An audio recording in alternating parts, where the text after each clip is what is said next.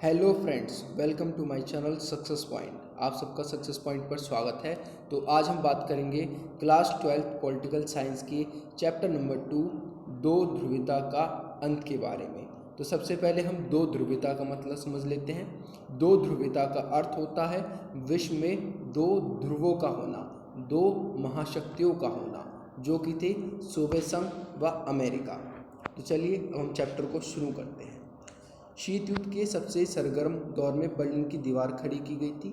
यह दीवार शीत युद्ध का सबसे बड़ा प्रतीक थी।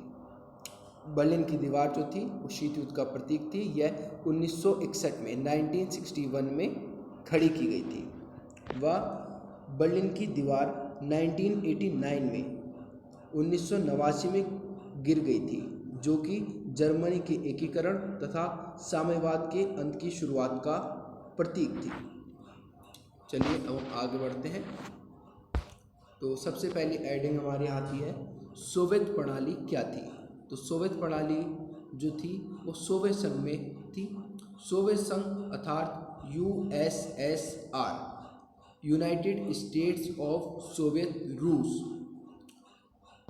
समाजवादी सोवियत गणराज्य यूएसएसआर रूस में हुई 1917 की समाजवादी क्रांति के बाद अस्तित्व में आया था। ये समाजवादी व्यवस्था पर केंद्रित व आधारित प्रणाली थी, जिसकी कई विशेषताएं हैं, जिनमें से कुछ प्रमुख हैं।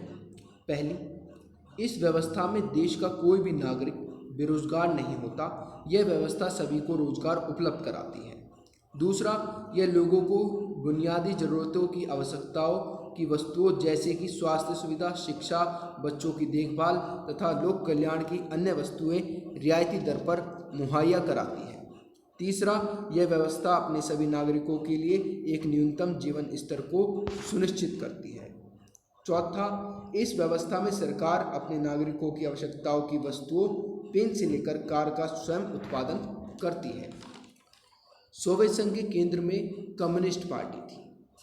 बोल्शेविक कम्युनिस्ट पार्टी के संस्थापक जो थे उन्हें वो व्लादिमीर लेनिन को कहा जाता है। इसके आगे अब हम आते हैं, तो आगे हम चलते हैं। तो आता है गोर्बाचेव और सोवियत संघ का विघटन। तो सबसे पहले हम समझ लेते हैं गोर्बाचेव थे कौन। गोर्बाचेव कम्युनिस्ट पार्टी के महासचिव थे। कम्युनिस्ट पार्टी का महासचिव ही वहाँ का राष्ट्रपति होता था।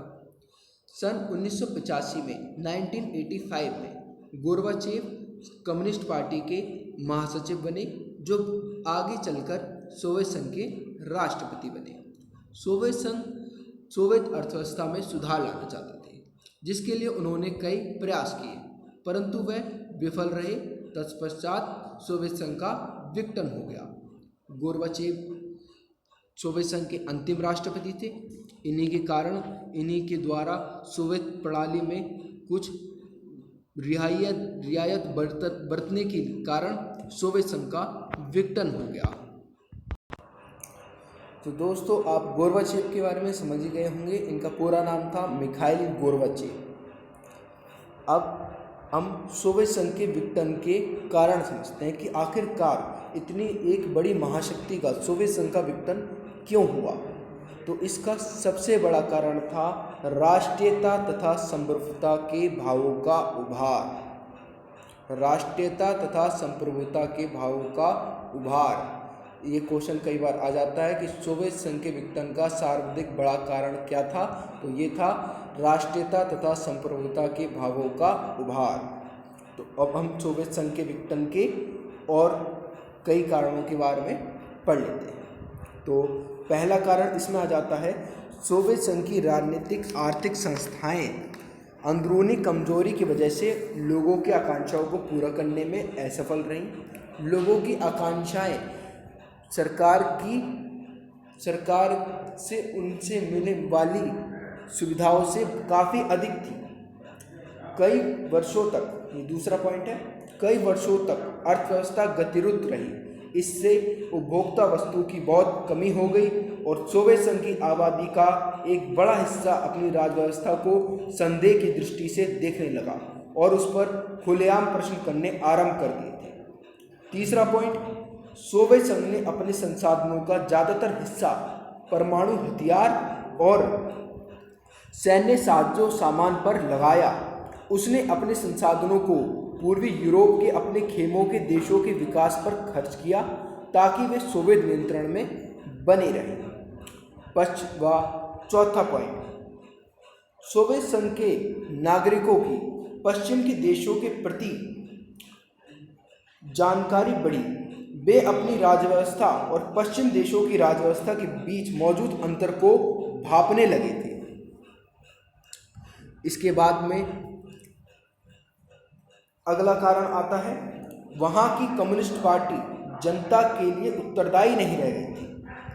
गतिरोध प्रशासन, व्यापक भ्रष्टाचार तथा अपनी गलतियों को सुधारने में व्यवस्था की अक्षमता, शासन में ज़्यादा खुलापन लाने के प्रति अनिच्छा और देश की विशालता के बावजूद सत्ता का केंद्रीकृत होना, इन सभी बातों की वजह से वहाँ की जनता अलग थलग पड़ गई थी।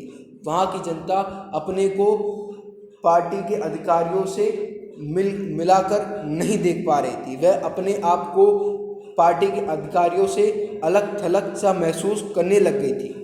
इसके बाद में अगला कारण आता है, सोवियत संघ में पार्टी के अधिकारियों को आम नागरिकों से अधिक विशेष अधिकार प्राप्त थे। लोग अपने को राज व्यवस्था और शासकों से जोड़कर नहीं देख पा रहे थे।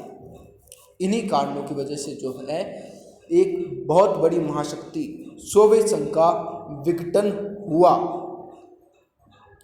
इसके अब हम फिर से अगली जो हेडिंग है हमारी वो यही है, सोवियत संघ का विघटन क्यों हुआ?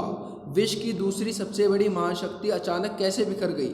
सिर्फ सोवियत संघ और साम्यवाद के अंत को समझने के लिए ही यह सवाल पूछना जरूरी नहीं, ये सवाल राजनीतिक व्यवस्था के लिए भी जरूरी है।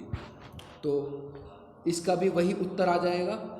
सोवियत संघ का विघटन निम्न कारणों से हुआ। मैं फिर से रिपीट कर देता हूँ।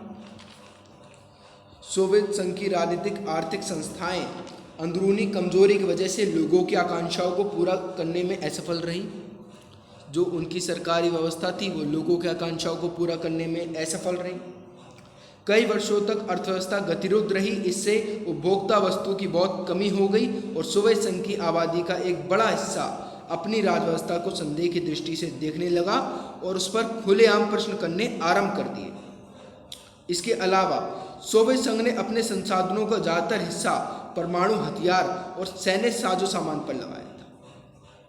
वह उसने अपने संसाधनों को पूर्वी यूरोप के अपने खेमे के देशों के विकास पर खर्च किया ताकि वे सोवियत नियंत्रण में बने रहें।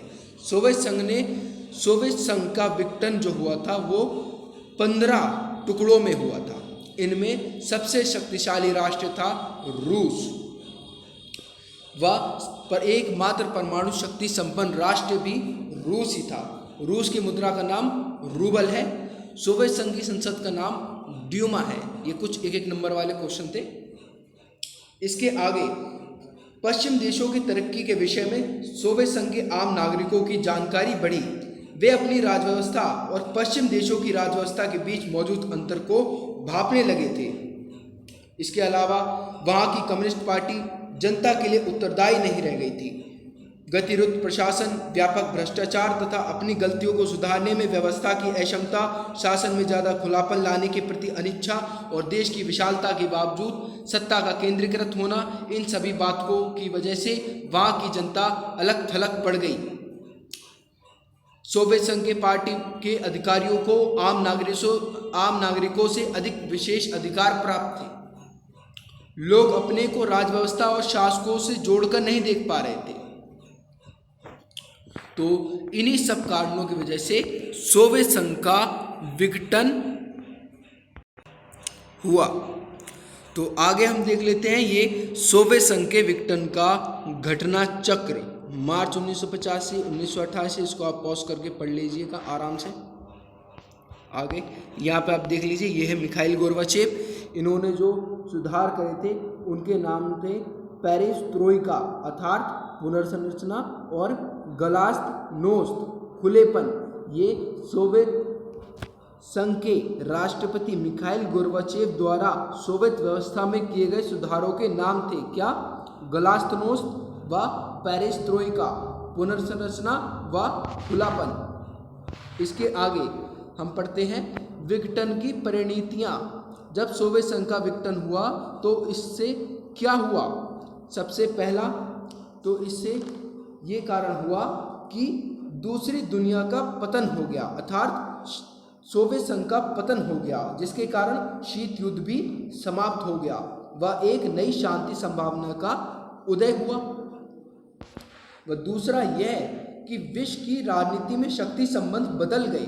शीत युद्ध की समाप्ति के बाद सिर्फ दो संभावनाएं थी, या तो बची हुई महाशक्ति का दबदबा रहेगा और एक ध्रुवीय विश्व का निर्माण होगा, या फिर कई देश व देशों के अलग अलग समूह अंतर्राष्ट्रीय व्यवस्था में महत्वपूर्ण मोहरे के रूप में उभरेंगे व बहुध्रुवीय, यानी कि बहुध्रुवीय कई ध्रुव एक साथ मिलकर अपने गुट बनाकर एक बहुध्रुवीय विश्व का निर्माण करेंगे।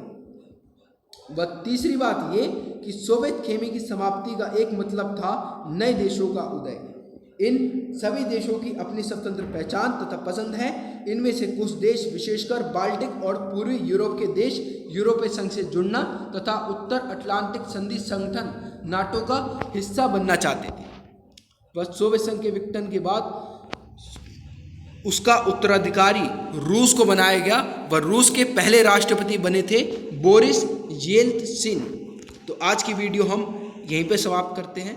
अगले पार्ट में हम आगे का पार्ट पढ़ेंगे। अगर आपको ये वीडियो अच्छी लगी हो तो इसे लाइक ज़रूर कीजिएगा, मेरे चैनल को सब्सक्राइब कर लीजिएगा और बेल आइकन को प्लीज़ प्रेस कर लीजिएगा, और मेरे चैनल को बहुत शेयर कीजिएगा। Thank you.